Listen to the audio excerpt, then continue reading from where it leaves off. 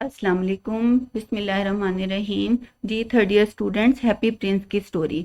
अच्छा, ये स्टोरी शुरू होती है एक स्टैचू से। एक प्रिंस का स्टैचू जो होता है शहर में बड़े ऊंचे स्तून के ऊपर लगा हुआ होता है। उसकी जो पूरी बॉडी होती है वो गोल्ड के थिन लीव्स के साथ, बारीक बारीक सोने के पत्तों के साथ उसकी पूरी बॉडी कवर हुई हुई होती है। और उसी उसकी आंखों में ब्राइट सेफायर्स लगे होते हैं। सेफायर्स होते हैं ब्लू कलर के, बड़े प्रीशियस स्टोन्स होते हैं। तो वो प्रीशियस स्टोन्स उसकी आंखों में लगे होते हैं।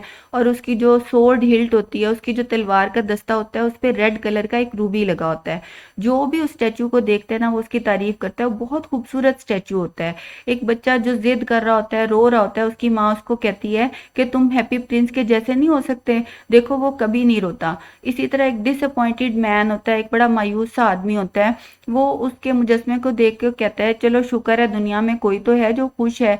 बच्चे जो होते हैं छोटे छोटे, वो उसके मुजस्मे को, उसके स्टैचू को देखते हैं तो वो कहते हैं इतना खूबसूरत है, लगता है जैसे कोई एंजल हो। तो उसका जो स्टैचू होता है वो इतना खूबसूरत लग रहा होता है। एक दिन क्या होता है, उस शहर से एक स्वेलो गुजरता है। स्वेलो एक माइग्रेटरी बर्ड होता है, एक माइग्रेट करने वाला।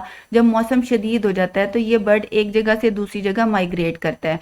तो स्वेलो गुजरता है, स्वेलो ने रेस्ट करना होता है, तो वो सोचता है कि मैं यहाँ पे कोई जगह देखता हूँ जहाँ मैं रेस्ट कर लूँ। तो उसको प्रिंस का स्टैचू दिखाई देता है। वो कहता है चलो मैं यहाँ रेस्ट कर लेता हूँ, यहाँ मुझे फ्रेश एयर भी मिलेगी।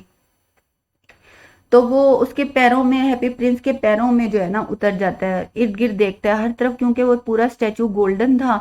तो उसको वो कहता है वाह, मेरा तो बेडरूम भी जो है ना गोल्डन है। तो अभी सोने की तैयारी कर ही रहा होता है कि प्रिंस जो उसके ऊपर ना, स्टैचू से एक ड्रॉप आके गिरता है स्वेलो के ऊपर। अच्छा, स्वेलो बड़ा हैरान होता है। वो कहता है आसमान पर एक भी बादल नहीं है और हर तरफ स्टार्स हैं, फिर भी बारिश हो रही है। अभी ये सोचता है कि एक और ड्रॉप आके गिरता है। तो स्वेलो कहता है मुझे स्टैचू का क्या फायदा अगर ये मुझे बारिश से ही नहीं बचा सकता। तो अभी ये सोचता है तो साथ ही एक और ड्रॉप आके गिरता है। वो ऊपर देखता है तो जो प्रिंस होता है वो रो रहा होता है, उसके गालों से जो है ना ये ड्रॉप्स गिर रहे होते हैं स्वेलो के ऊपर। वो उसका चेहरा मून लाइट में बहुत खूबसूरत लग रहा होता है। तो स्वेलो उसे पूछता है हु आर यू। वो कहता है I am the happy Prince. वो कहता है अगर हैप्पी हो तो फिर रो क्यों रहे हो। तो वो उसको बताता है कि जब मैं जिंदा था तो मैं अपने पैलेस में रहता था और वहां पे मैं बहुत ज्यादा खुश था। वहां जो सौरो, सौरो मीन्स दुख, sorrow was not allowed to enter in my palace. कहते मेरे महल में दुखों को दाखिल होने की इजाजत ही नहीं थी। और वो जो मेरा, मैं सारा दिन बाग में खेलता था और रात को मैं डांस पार्टीज को एंजॉय करता था। और मेरा जो पैलेस है उसके इर्द गिर्द इतनी लॉफ्टी वॉल थी, एक इतनी ऊंची दीवार थी कि मुझे बाहर का कुछ भी दिखाई नहीं देता था। तो मुझे पता ही नहीं था कि सॉरोज ट्रबल्स होती क्या है। तो कहता है कि जब मैं मर गया तो उन्होंने मेरा स्टैचू बना के इतनी ऊंची जगह पे लगा दिया है। अभी मेरा हार्ट हालांकि लेड का बना हुआ है, लेकिन फिर भी मैं रोता हूँ। मुझे लोगों की दुख और तकलीफें जो होती हैं ना वो रुलाती हैं। वो उसको बताता है, कहता है कि जो बहुत दूर ना शहर में एक औरत है, उसके घर की खिड़की खुली हुई है और वहां से मुझे दिखाई दे रहा है कि उस, और वो जो औरत है वो एक सीमस्ट्रेस है, यानी सिलाई कढ़ाई करने वाली औरत है। वो क्वीन का एक ड्रेस तैयार कर रही है। और उस कमरे में कॉर्नर में बेड पे एक बच्चा लेटा हुआ है और वो बच्चा बुखार में तड़प रहा है और ऑरेंज मांग रहा है। लेकिन उस औरत के पास इतने पैसे नहीं है कि वो उसको ऑरेंज लेके दे दे। तो वो कहते हैं मैं तो मूव ही नहीं कर सकता। स्टैचू कहता है क्योंकि मेरे जो फीट हैं वो फास्टेंड हैं, वो फिक्स्ड हैं, मैं यहाँ से मूव नहीं कर सकता। तो क्या तुम मेरी सोर्ड हिल्ट में से जो रूबी है वो निकाल के ले जाओगे और उसको दे आओगे। तो स्वेलो उसको कहता है मेरा तो सब लोग इजिप्ट में इंतजार कर रहे हैं, मुझे तो यहाँ से जाना है, मैं तो सर्दी बर्दाश्त ही नहीं कर सकता। तो प्रिंस उससे रिक्वेस्ट करता है, कहता है सिर्फ एक रात के लिए रुक जाओ। जिस पे स्वेलो उसको कहता है कि मुझे तो बॉयज ही नहीं अच्छे लगते, लड़के जो होते हैं वो मेरे ऊपर पत्थर फेंकते थे, तो मुझे लड़के नहीं अच्छे लगते, बहुत शरारती होते हैं। लेकिन प्रिंस उससे बहुत रिक्वेस्ट करता है। तो वो कहता है सिर्फ एक रात के लिए रुक जाओ और ये रूबी उसको दे आओ।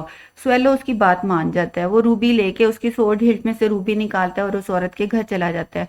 वो औरत बेचारी थक के सो चुकी होती है, लेकिन बच्चा जो होता है वो बुखार की वजह से अपने बेड पे तड़प रहा होता है। तो स्वेलो आता है, उसको अपने परों से हवा देता है जिससे बच्चा थोड़ा सा कंफर्टेबल फील करता है। और फिर वो रूबी जो होता है उसकी मेज पे रख के आ जाता है। अच्छा, जब वापस आता है आके प्रिंस को कहता है हालांकि सर्दी है लेकिन फिर भी मुझे वार्म फील हो रहा है, जिस पे प्रिंस उसको कहता है कि जब हम कोई अच्छा काम करते हैं ना तो उससे हमें सुकून मिलता है। ये सोच के स्वेलो जो है ना वो सो जाता है। उसकी बात सुन के सोचने लग जाता है और उसे नींद आ जाती है। सुबह के टाइम जब वो उठता है तो शहर का पूरा चक्कर लगाता है, शहर को देखता है और कहता है कि मैं आज जो हूं ना यहाँ से इजिप्ट चला जाऊंगा। फिर वो आता है उसके पास, प्रिंस के पास, और प्रिंस को कहता है इजिप्ट में अगर कोई काम है तो मुझे बता दो, मैं आज इजिप्ट चला जाऊंगा। प्रिंस उसको कहता है सिर्फ एक रात और रुक जाओ, और आके उसको कहता है कि जो स्वेलो है ना, स्वेलो को कहता है कि तुम सिर्फ एक रात और रुक जाओ, और मुझे शहर में ना एक राइटर दिखाई दे रहा है, वो नौजवान राइटर है, यंग मैन है, और उसको एक प्ले खत्म करना है, लेकिन उसको सर्दी की वजह से और भूख की वजह से वो अपना प्ले खत्म नहीं कर पा रहा, और वो बेहोश होने वाला हुआ है। तो तुम ना मेरी मदद कर दो और यहाँ एक रात और रुक जाओ। वो कहता है एक और जो है वो रूबी दे आऊं उसको। वो कहते हैं नहीं, रूबी तो मेरे पास और नहीं है, मेरी आंखों में जो सेफायर्स लगे हुए हैं ना, ये रेयर सेफायर्स हैं, ये बड़े नायाब हैं, और तुम इनमें से एक जो है वो सेफायर निकालो और उसे दे आओ।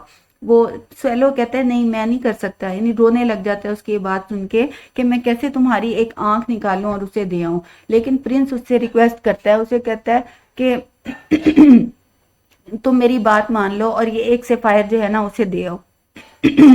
अच्छा, उस वो मजबूर हो जाता है स्वेलो, और वो सेफायर निकालता है और वो ले जाके उसकी टेबल पे रख देता है। अब वो कहता है कि सर्दी बहुत बढ़ गई है। अगली रात को वो कहता है कि जो है ना मैं जाऊंगा, लेकिन अगली रात को प्रिंस फिर उससे यही रिक्वेस्ट करता है कि तुम सिर्फ एक रात और रुक जाओ। कहता है वो देखो मुझे दूर बच्ची दिखाई दे रही है, वो मैच गर्ल है।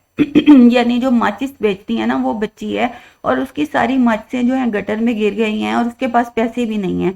तो वो अगर इस तरह जाएगी घर तो उसके जो है ना उसका बाप उसे मारेगा।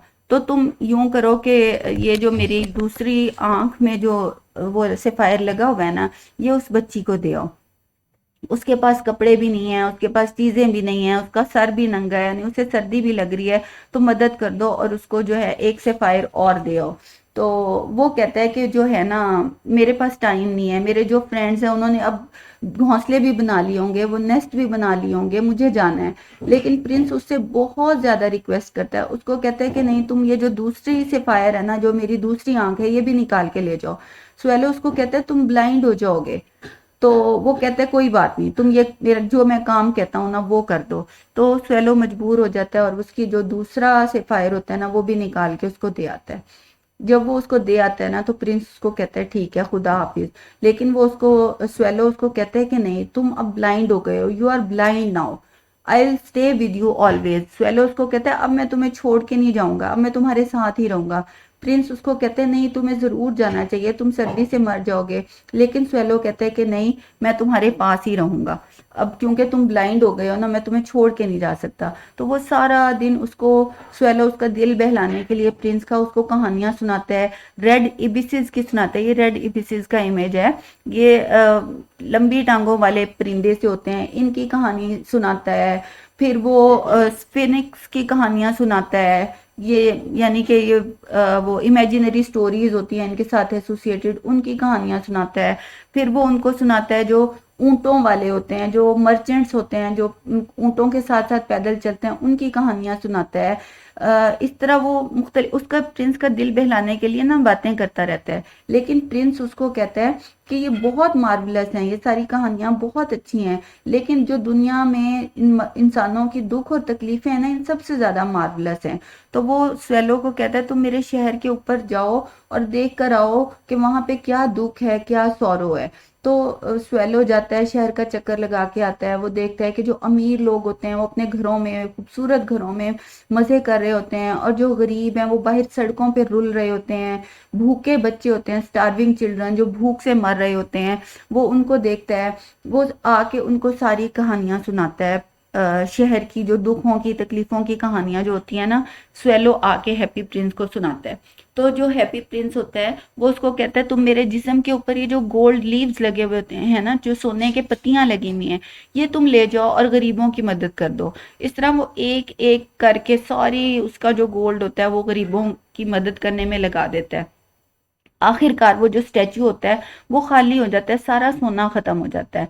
तो जो और सर्दी बहुत शदीद हो चुकी होती है, तो अब स्वेलो को लगता है एक दिन कि वो ना मरने वाला है।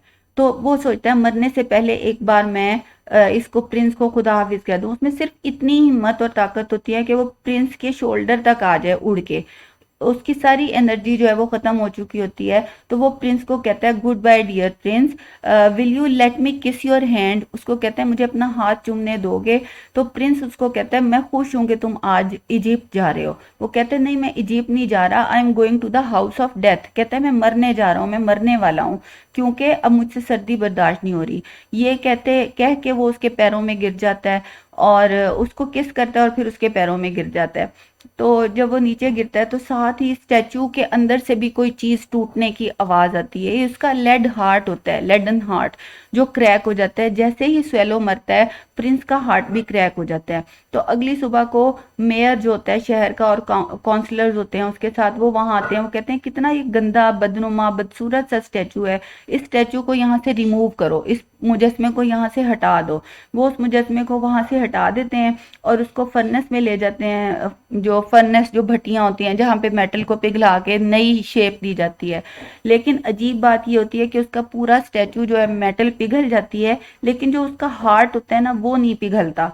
तो वो उसको हार्ट को उठा के और डस्ट हीप में डाल देते हैं, कूड़े के ढेर में डाल देते हैं। और वहीं पे उसको मरे हुए स्वेलो को भी फेंका हुआ होता है, यानी उसका जो मरा हुआ जो परिंदा था वो भी वहीं पड़ा होता है कूड़े के ढेर में, और उसके हार्ट को भी वहीं फेंक देते हैं। तो अल्लाह अपने फरिश्तों को कहता है कि जाओ दुनिया में और वहां जो सबसे खूबसूरत चीजें हैं ना वो लेकर आओ। दो बहुत खूबसूरत, जो दुनिया की सबसे खूबसूरत दो चीजें हैं वो लेकर आओ। तो फरिश्ते आते हैं और वो एक तो उसका लेडन हार्ट ले जाते हैं, लेड का बना हुआ दिल, और दूसरा वो डेड बर्ड ले जाते हैं। तो खुदा कहता है, रब कहता है कि हाँ ये तुम लोग बिल्कुल ठीक चीजें लेकर आए हो। जो पैराडाइज है, जो जन्नत है, उसमें ये परिंदा हमेशा गाता रहेगा।